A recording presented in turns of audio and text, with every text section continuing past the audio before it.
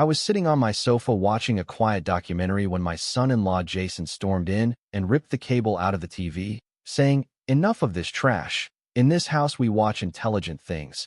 And what hurt more wasn't his words, but my daughter Kinsley standing behind him nodding in agreement after 18 months of living under my roof without defending me. So I said nothing and quietly went upstairs where that night I made a decision that would change everything, because I'm Joe Brennan, 67 years old, retired investigative journalist and sole owner of this house, though you wouldn't know it from how I'd been living since my wife Catherine died 5 years ago, and I let Kinsley and Jason move in when they lost their apartment. That Friday afternoon, when Jason yanked that cable out holding it like a trophy, saying I could spend my time on something worthwhile. Then Kinsley came home and told me Mom would be ashamed of how I spend my time, and that Jason was right about the intellectual energy. Something shifted inside me, because I'd spent 42 years as an investigative journalist exposing corrupt politicians and con artists. And at midnight, I slipped into Jason's office where his laptop sat glowing with no password, and what I found made my blood run cold. Credit card statements showing $47,000 in fraudulent charges over 6 months with my card and his forged signatures.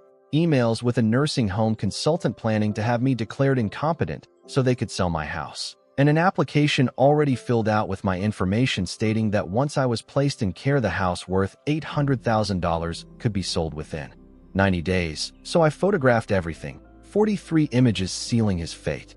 Saturday morning, I called my lawyer Charles Norton, who said this was elder financial abuse and identity theft that could get Jason 5 to 10 years. Then Monday morning after they left for work, I called Tony the locksmith to change all my locks. Went to the bank to file fraud reports freezing the $47,000 and packed all their belongings into 4 blue suitcases.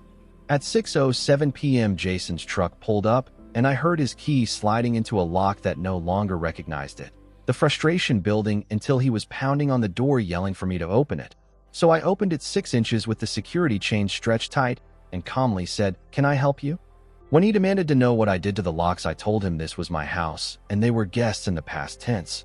Then told Kinsley I knew about the $47,000 stolen from me and the nursing home plan, holding up the printed statements and forged signatures while Kinsley's face drained of color asking Jason if it was true. But he snapped that I was paranoid until I slid an email through the gap and she read about the nursing home and selling the house. Then Jason's mask cracked as he said that money was going to be theirs anyway when I died, so they were just speeding things up. Red and blue lights washed across my house at 6:45 when Jason called police claiming I was having a mental episode.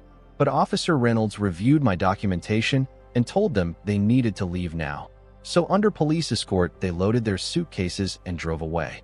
But 3 days later at 2:14 a.m., breaking glass tore through my sleep as Jason stood in my driveway with a baseball bat destroying my mailbox and spray painting my garage screaming, "This is my house. You stole everything from me."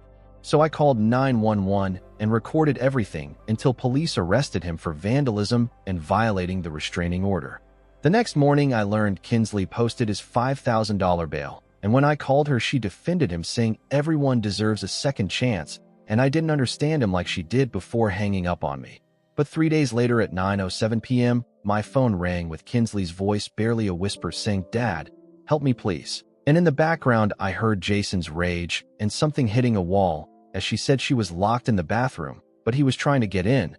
Then the sound of wood cracking and a scream before the line went dead. I broke every speed limit getting to Oak Towers, ran up 3 flights of stairs, and pounded on their apartment door until Jason opened it, trying to look calm, asking what I was doing there. But I saw past him to my daughter on the floor, terrified. And when I tried to reach her, Jason blocked the path until police sirens approached and Officer Reynolds burst in asking if Jason had hurt her, and Kinsley looked at me, then nodded yes. So Jason was arrested for domestic violence. 4 months later, my house sounds different now, not the suffocating silence of endurance, but echoing with laughter, because every Wednesday, I host a support group for elder abuse survivors with 12 people sharing stories and learning to rebuild. While Kinsley filed for divorce in January, found her own apartment last month, and visits twice weekly bringing Chinese food and apologizing for not believing me. Though I tell her that surviving is everything, and I keep that black cable in a drawer as a reminder that dignity isn't given but claimed, and that standing up for yourself isn't selfish but survival. So if you see yourself in this story, know that you have more strength than you think. It's never too late. Document everything. Speak up.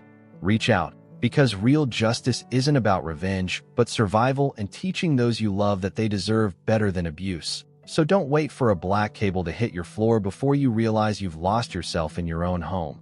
And if this story moved you, share your thoughts in the comments. Subscribe so you never miss our next story. Because together we're building a community where truth is told and help is given. Stand strong. Speak truth. And remember, you are never alone.